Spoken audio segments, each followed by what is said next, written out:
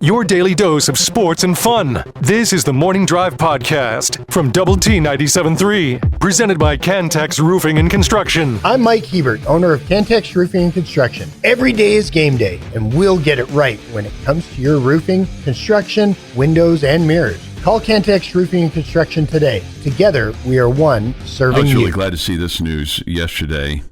I don't even think it's controversial. I think it's, to me, this is a no-brainer. I'm sure there's some people that are going to view this as discriminatory, but it's not, in my opinion. But the University of Pennsylvania, Jamie, yesterday announced that transgender athletes will no longer be able to compete for the school's women's teams. Hear, hear. I mean, it took an agreement between the university and the U.S. Department of Education, which was threatening to go after them to be in compliance with Title IX from amendments of 1972. The department accused the university of violating Title IX in recent years by allowing transgender women to participate in women's sports.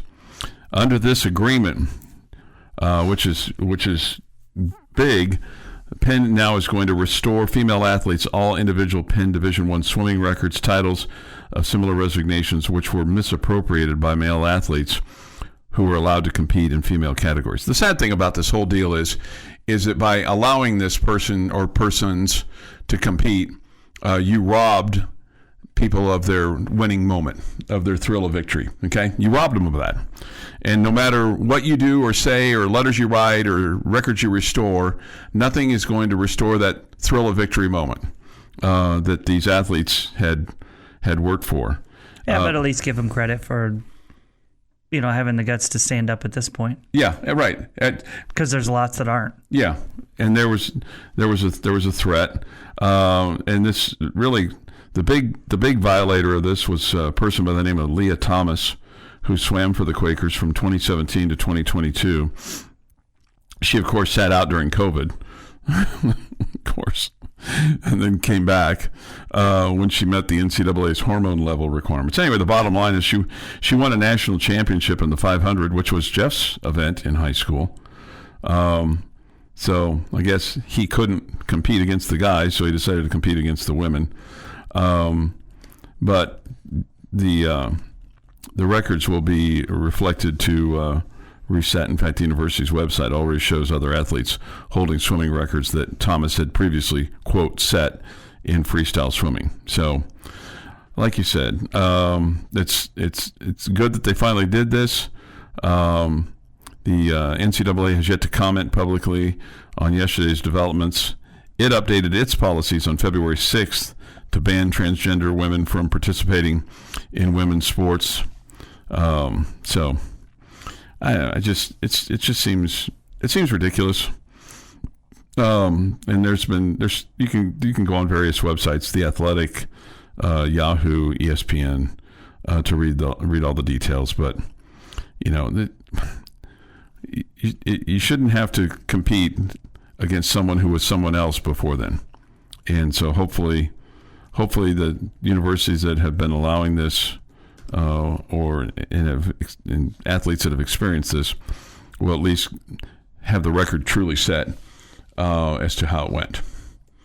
So if you were second place against a transgender person, then you should get moved up on the medal stand and get your rightful reward, at some point in time. They can't undo it all the way, but at least they fixed that portion of it. So that takes care of that. All right. So if you have a comment or a thought on that, hit us up on the Yates Flooring Center chat line. You can go to doublet973.com for that, or the mobile app. Mobile app is presented by Happy State Bank. The Arizona Diamondbacks have banned a season ticket holder, Jamie. Apparently, this particular season ticket holder has a long history of fan interference incidents. This is not an issue of berating players or running out on the field or drunken brawls or anything. But apparently, this particular fan likes to interfere with live balls in play. Apparently, it's happened a handful of times over the past few years. And so now he has been banned for the remainder of the 2025 baseball season. During Monday's game, he interfered with a hit from Giants third baseman Christian Koss. He reached over the outfield wall and caught the ball with, I keep saying live ball, as opposed to a dead ball, he caught the... Yes, exactly. Yes. Caught the live ball. Right, A live ball means it's in play. Okay. As opposed to a foul ball, which is not in play. Catching the ball with his glove. After it was initially ruled a home run, umpires reviewed the play and determined it was a ground rule double. This individual's season ticket has been caught catching potential home run balls at the wall multiple times over the past few seasons. The organization has now banned this person for the rest of the season. And they issued this statement. While our policy is not to publicly disclose information about our season ticket holders, the Arizona Diamondbacks are making this statement due to public speculation and multiple media inquiries regarding the fan interference during last night's game. This particular fan has been involved in multiple offenses at Chase Field. Consequently, we have terminated his Advantage member account, and he is prohibited from returning to Chase Field for the remainder of 2025. This fan will have the opportunity to return to Chase Field in 2026 as long as he meets certain terms and abides by our fan code of conduct. How weird is that? It's pretty weird. Yeah, like, surely the last time they warned him? Right. Oh, sure. I'm sure. Like, hey, man, you can't do that. Yeah. You know? Surely they didn't just all of a sudden. Surely, like, man, you got to stop. You know, and the other thing, too, is, like, regardless of how many baseball games you go to, the luck of being in that position. Yeah, if he's your season ticket holder, obviously he probably goes to a lot. Goes to a lot of games, yeah. Right. But still, I mean, being in the right place at the right time, you know, depending on where the ball goes over the wall or potentially.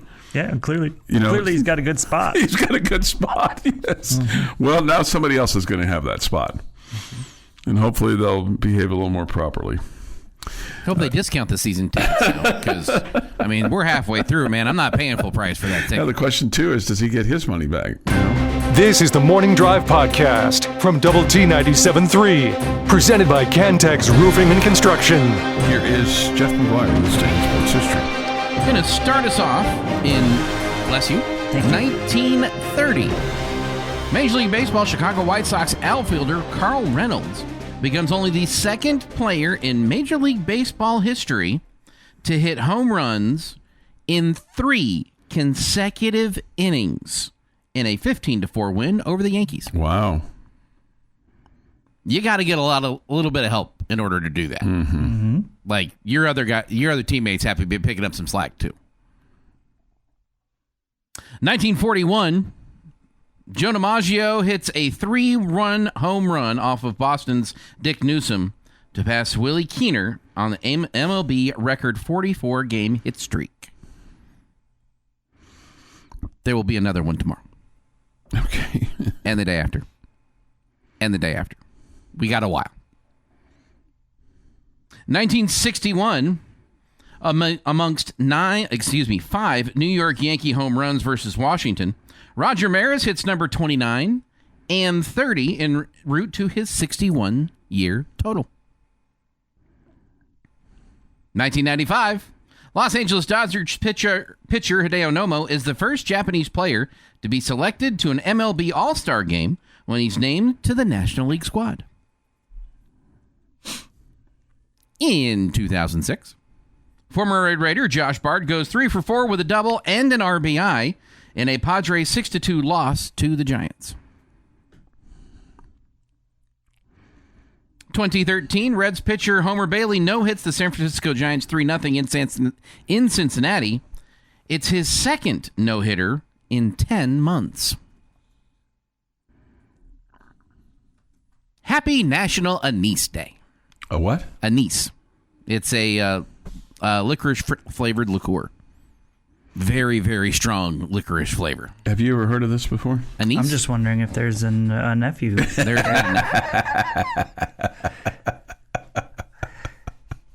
Not a nephew. Just a niece. Okay. Very, very strong licorice flavored liqueur. Okay.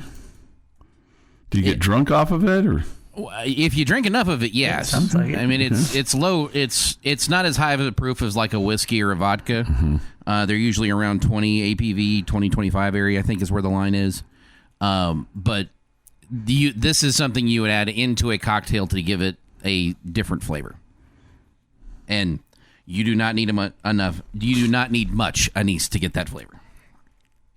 Happy birthday, Margot Robbie, 35. Lindsay Lohan, 39. Ashley Tisdale is 40. Alex Morgan, 36. Bret Hart, 68. Larry David, 78. Richard Petty, 88. And the man who told the truth and we all thought he was crazy and just looking for money, Jose Canseco, turned 61 today. He doesn't get enough credit. I mean, he was part of the problem, but doesn't get enough credit for trying to show the light on it. Yeah, he didn't have any solutions to the problem. He wasn't looking for solutions. He was just saying, hey, I wasn't the only one using steroids. Yeah. And on this day, 1937, a Lockheed aircraft carrying American aviator Amelia Earhart and navigator Frederick Newman is reported missing near Howland Island in the Pacific. The pair were attempting to fly around the world when they lost their bearing during the most challenging part of their journey. Soon after losing final contact, where she said she had about 30 minutes left of fuel left and no land in sight, she probably tried to ditch the Lockheed in the ocean. No trace of her or her co-pilot navigator, has ever been found. Yeah, there's all kinds of pictures and speculation of her crashing and getting captured and all that kind of stuff. And that is this day in sports history. All right, this day in sports history. Thank you, Jeff. We get this totally out on anything licorice flavored.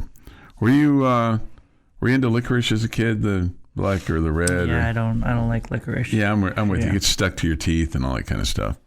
Yeah, some stuff like that I like, but give me some Gushers or some, gummy bears. Gummy bears. I like those. Okay. But I don't like the flavor of licorice. Okay.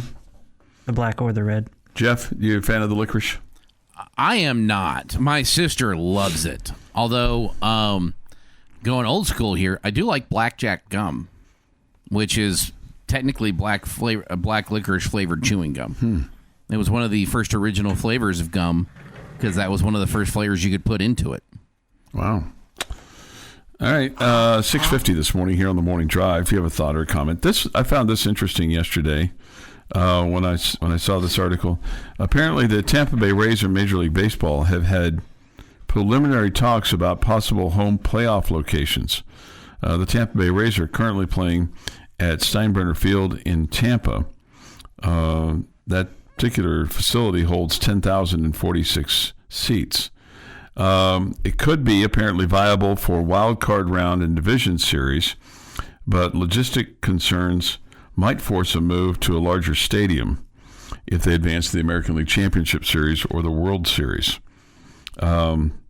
Those concerns include the league's need to make thousands available to a variety of participants and stakeholders, Jamie. Diminished gate receipts from playing in a smaller park, right? Resulting in players receiving reduced postseason shares. Challenges for broadcasters. The Rays, of course, they say, well, we don't want to not play at our home site, so they don't want to play in Miami or in Atlanta. So I guess it's up to the other teams in the American League and especially the East to put the Rays out of this conundrum and just beat them. Okay. Guess so. Just beat them, So I guess it's one of those things that you have to have discussions on. I'm not sure that the Rays or Major League Baseball necessarily wanted to make all that public, would be my guess. Probably not. Yeah. But some sleuth, some reporter out there, some nosy Nate probably just kept pestering and asking and finally found out, yeah, we're we're having talks with the American League about where we're going to play if we get to the World Series or the American League Championship Series.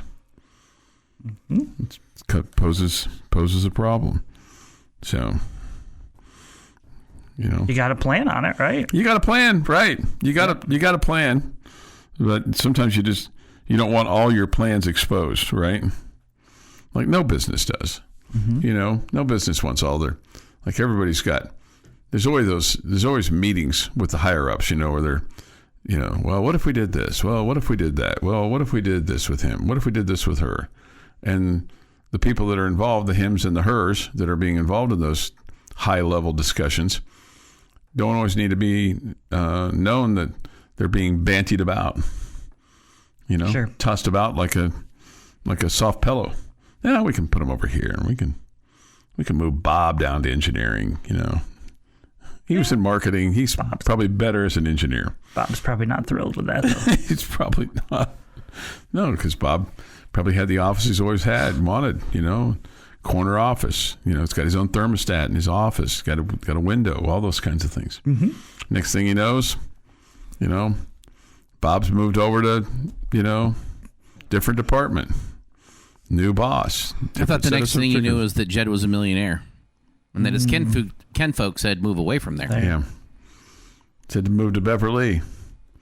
The Beverly Hillbillies. I would have loved to have been that guy, that voice guy. Man, he had a good voice. After then at the end, the Beverly Hillbillies in living color. Actually, it was in black and white. Well, it was, but then it became in living color, though. First, it was in black and white. You're correct. It wasn't as good. It was in color. Then it became in living color. And I think you're right on that as well. The Morning Drive podcast from Double T 97.3 is presented by Cantex Roofing and Construction. Jamie Lent, Jeff McGuire, I'm Chuck Heinz. Talking about Phil Steele's top 20, not top 25, is order of finish for the Big 12.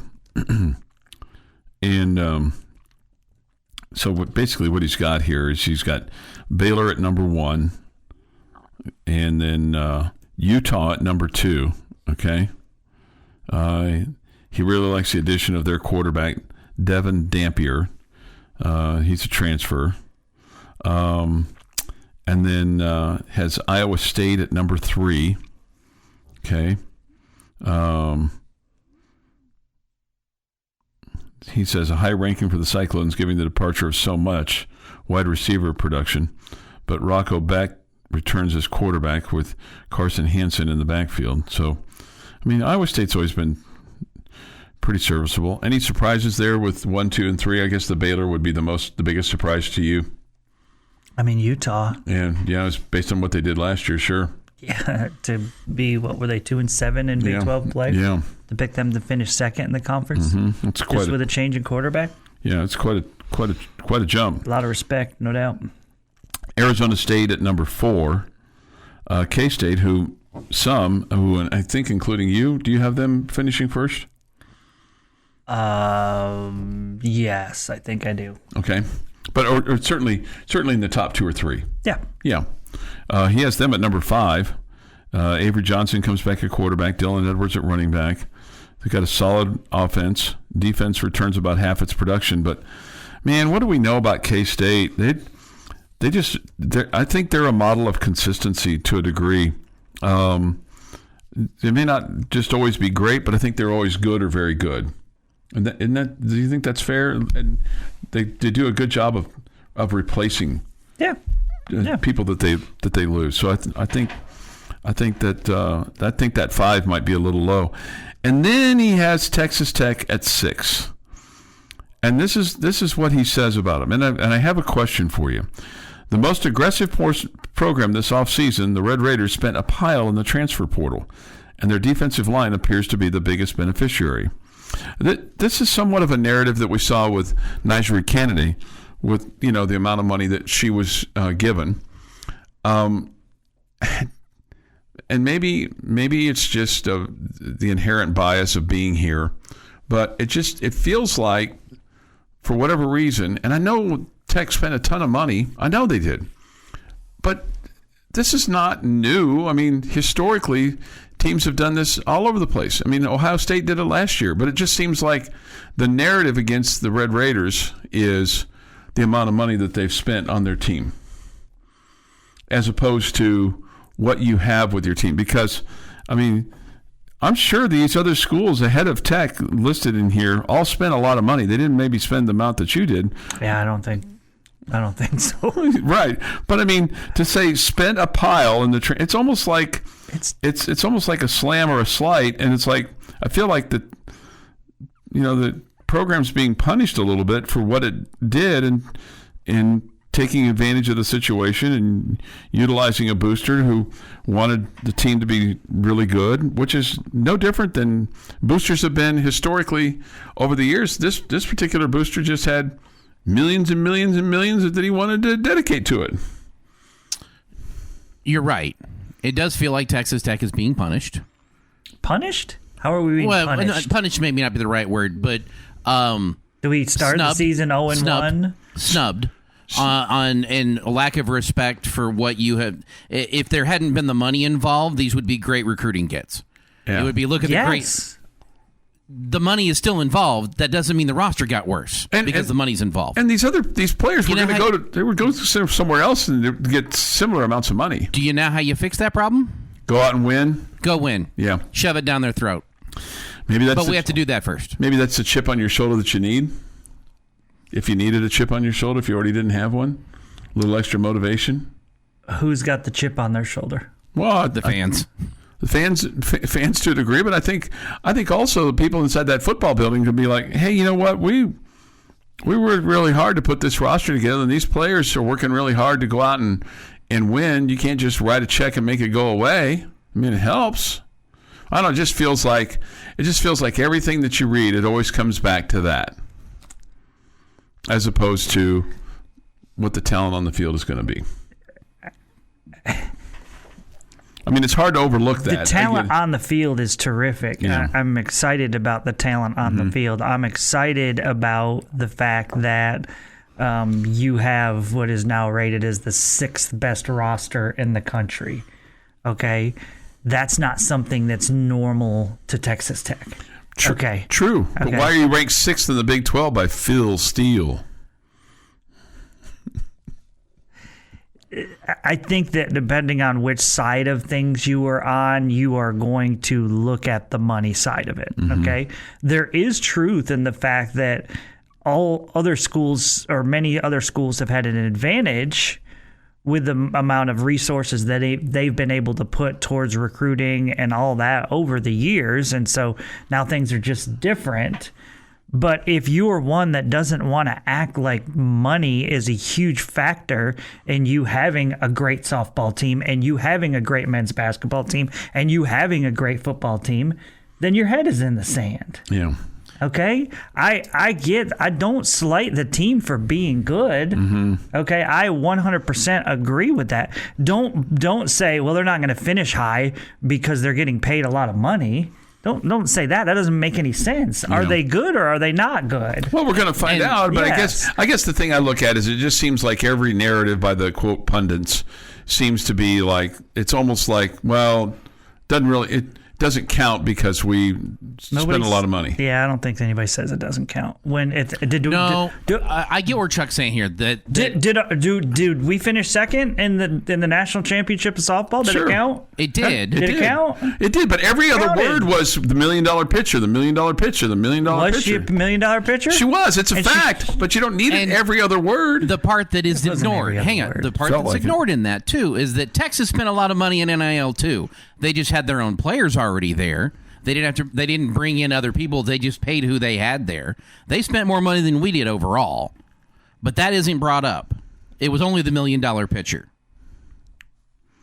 I don't know. It just feels like that there's I don't know if it's envy, if it's jealousy, if it's like... It's not used to Texas Tech being that school. Exactly. Well, they're not used to it. Yeah, I get that.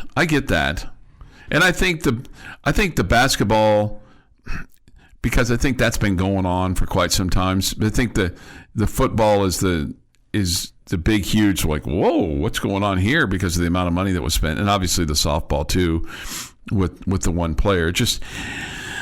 I don't know. It just seems, it doesn't seem like the other schools are being held to this level of accountability when it comes to what they've spent on their... You expect Texas, you expect Ohio State to spend a lot of money to be near the Alabama top and all the above. Yeah. It's unexpected for Texas Tech to be that school. And that's why I think that's part of the reason it gets brought up. Yeah. Because it's a shock. Yeah. The narrative is we are Happy Gilmore and don't belong in the clubhouse. Outsiders reviewing Tech as a lottery winner that is suddenly spending money on items they see as frivolous. Far be it from Texas Tech to try to level the playing field after so many years of playing from behind. And that's the truth in it. I mean, forever these schools have had an advantage with how much they could spend while they were, they're put resources into recruiting and all the above that you couldn't. And other smaller schools couldn't or whatever. I'd love to know where Oklahoma State would have been without T. Boone Pickens. I mean, they would not have had the success that they had. And hopefully we can turn this into a run of success like what Oklahoma State has had and even better. All right, Jamie's question of the day is next. This is the Morning Drive Podcast from Double T 97.3, presented by Cantex Roofing and Construction. Jamie's question of the day on Double T 97.3 is brought to you by Connecticut of West Texas. Okay, so yesterday, Choice brought up what I thought was a really interesting stat. I had no idea that we are one of 7 schools in the Big 12 Conference that is changing out both their offensive and defensive coordinators. Okay, I heard you guys talking about this 7. just a little bit. Yeah, that seems like a ton. Right, and what? There's 3 others that have at least one change. Yeah, that part maybe. If you had told me at the beginning of the year that 10 of them were changing out at least one, I still would have guessed that was a little high. Yeah, I wouldn't have to think, but 7 are changing out both. Mm-hmm. Well, and you're responsible for one of them too, for somebody else. You stole Houston. Yes, that's fair. That's fair.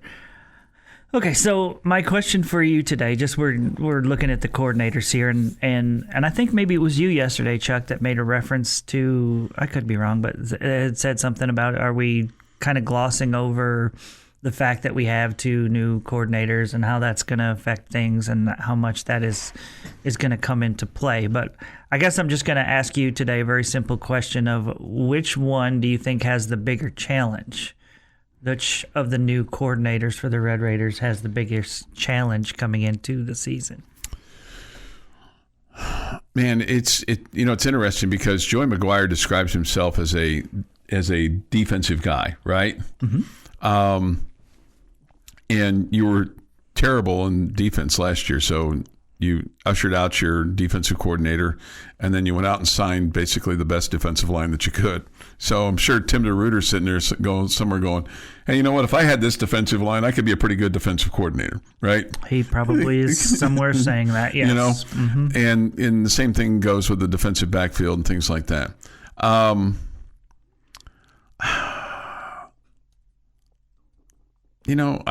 just going to stick with the defense because I think consumer confidence is still relatively high around town for the offense. I think the Achilles heel for the offense has been the offensive line, but I think there's a lot of confidence in your receiver group.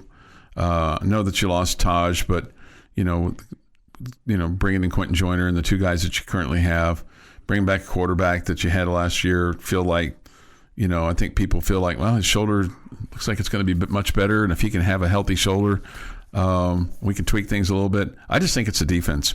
I think people are going to point to the defense and tell the defense, because the defense historically has been so bad, no matter who the head coach has been.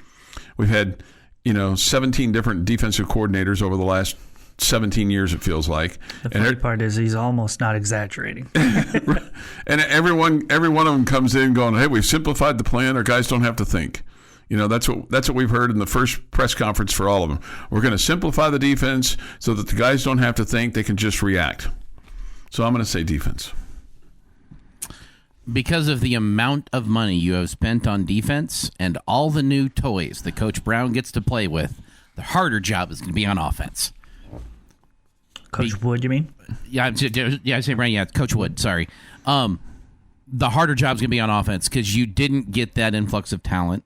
You are teaching a brand new system. Your quarterback missed all of the spring. Your wide receivers missed all of the spring. So if you're going to be throwing the ball around, they better be doing a lot of that this summer without the coaches being there so that they have that kind of warm-up to learn the offense that you are installing this year. Defense, I don't want to simplify it this as much as this is, but go hit the guy with the football. Offense, I need you running this route and you running this route. And if you see this doing this way, go that way. And if you see this, go that way.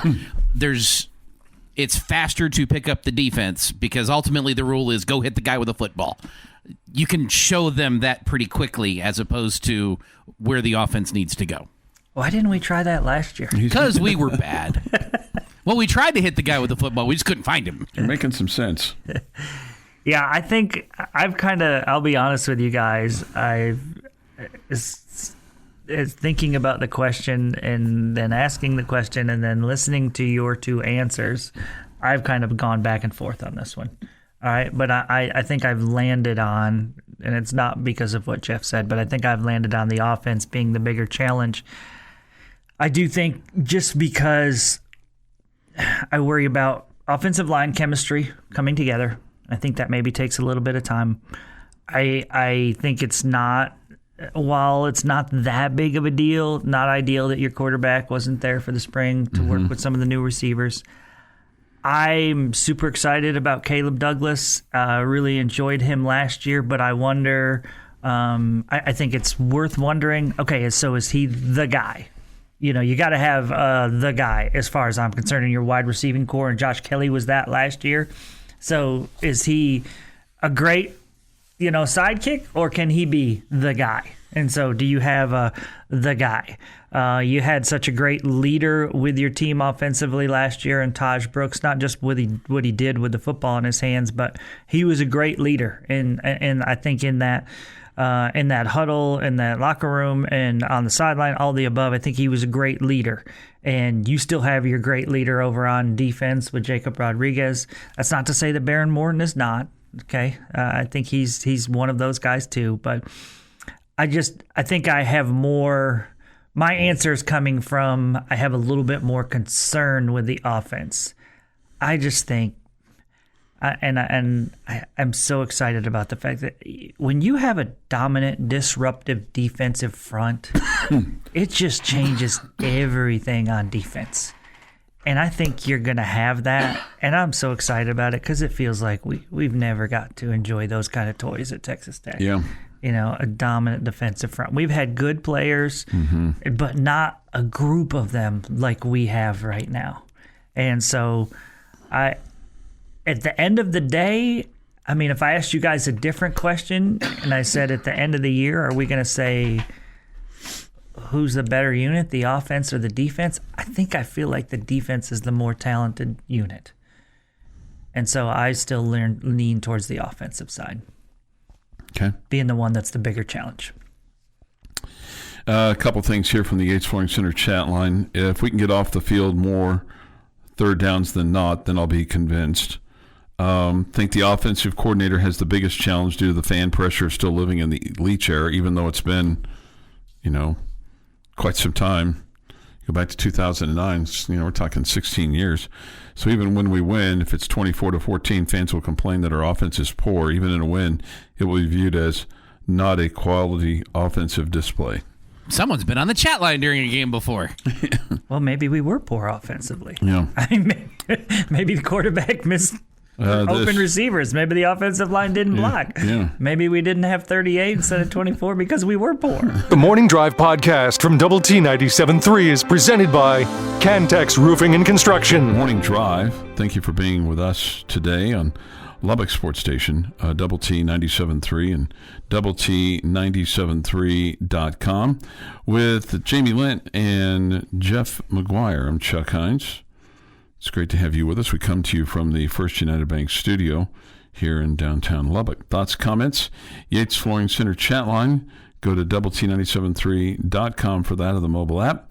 Visual Edge IT hotline is open too at 806-771-0973. Okay, so got a couple of days left in the week before the 4th of July holiday. I'm telling you, it doesn't feel like the 4th of July to me for whatever reason. It's good because it's the 2nd. I know. I know what it is.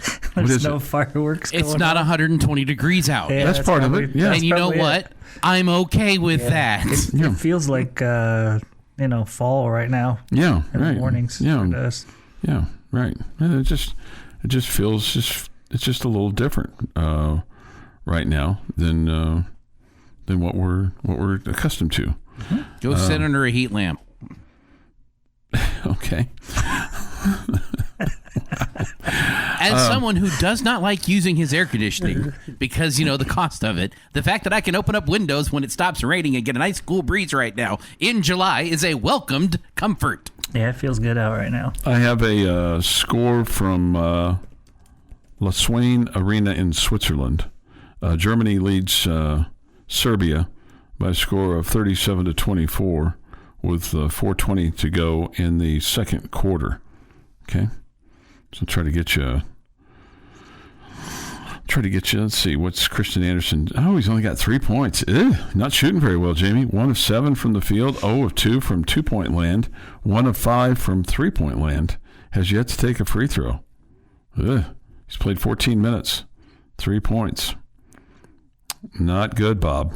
No fouls, but he's just letting the rest of his teammates score some today. Yeah. Giving guy. There's some of that. Team USA will play after this one. Okay, so that's Grant McCaslin's team. So Christian Anderson, he's probably watching because they go boom, boom, back to back. How convenient for Coach McCaslin. Super convenient. You got Christian Anderson playing, and then your team plays. So it's like he can kind of scout them out and see, make sure they're taking care of Christian Anderson okay, and because you want him back here healthy, wealthy, and wise, right? I think we got the wealthy part taken care of. Team USA will play Jordan a little bit later on today. Okay, that's it. Was that bad that I made reference again to that? No, it's fine. Okay, I set you up. I set you up for that. Perfectly fine. I mean, and I didn't call him the $2 million man or anything like that. So that's allowed, right? I don't know what his total is. I mean, we know that JT Toppin is around. He's topped $4 million, right? I thought that Christian was around 2. That Christian was 2. Okay, around 2. All right. Not that it matters, but just. Okay. I'm just saying, you said healthy, wealthy, and wise. I feel like he's pretty good for a 19-year-old. Right, absolutely. He's doing swimmingly, right? Doing well for himself. Absolutely. Yep. Not worried about, he's not having to eat the ramen noodles at the dorm, right? And I think, just watching him last year, you could just see that this guy's just oozing with athleticism and talent, and it feels like there's a NBA future in his career. First round pick. All right. Which would you like? Would you like CBS's college football bowl projection, or would you like Athlon's preseason top 25?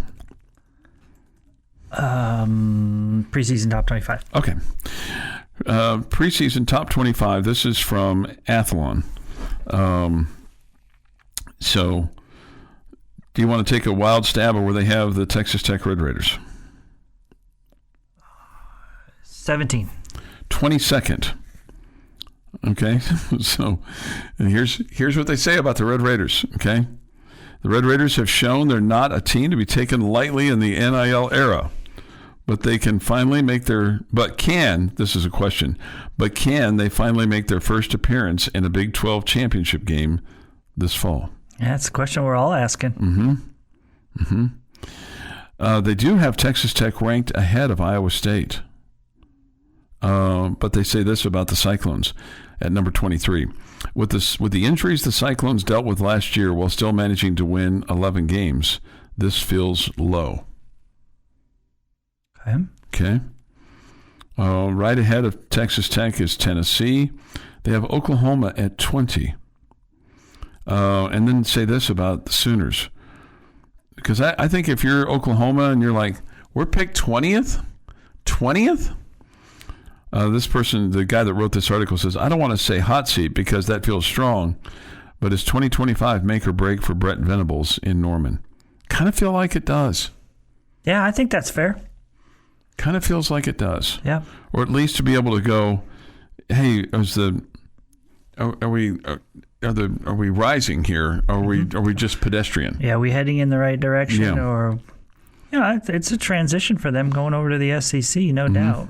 And I'm sure he had a little bit of leeway because of that, but it doesn't feel like they've been the dominant program that they were in the Big 12 Conference at all, and it doesn't feel like they're garnering national respect right now. Do you think Bob Stoops would ever be a guy that would go back there? No, I don't think so. You don't? Okay. Do you think he'd ever be an NFL head coach? Because he's been messing around with the... Yeah, messing around is probably the right term for with the spring league. Kind of feels like that's like a vacation league. It's a slow pitch softball league. Yeah, it's beer league is really what it is. I wouldn't guess so, but I don't know enough about what. Because okay, so Bob wants to do. And one of the reasons I thought he got moved to engineering or whatever. Bob. This is Bob marketing. Okay, We got to move to engineering from marketing, right? Okay, my bad. Yeah, Sorry. Bob. Yeah, but this Bob Stoops. Sorry, you had to be listening to the whole show to get. That's all right. that. That's okay. This Bob Stoops, though, you want to talk about uniting a fan base? It would almost be like what Bill Snyder did at K-State. Left and then came back. Yeah. And it had almost as good a second run as he did his first run. He'd have to be pretty dang good to have as good as... Right. Win a national championship, which is what the expectation is there. Yeah. Yeah, no doubt. Barry Schweitzer ain't running through that door. And I know his name's Switzer. I'm kind of just call him that because...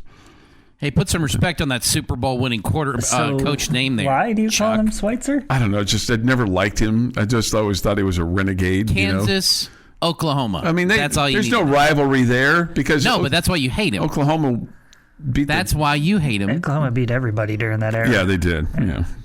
This has been the Morning Drive Podcast, presented by Cantex Roofing and Construction. Check out our library of Double T 97.3 podcasts at doublet97.3.com.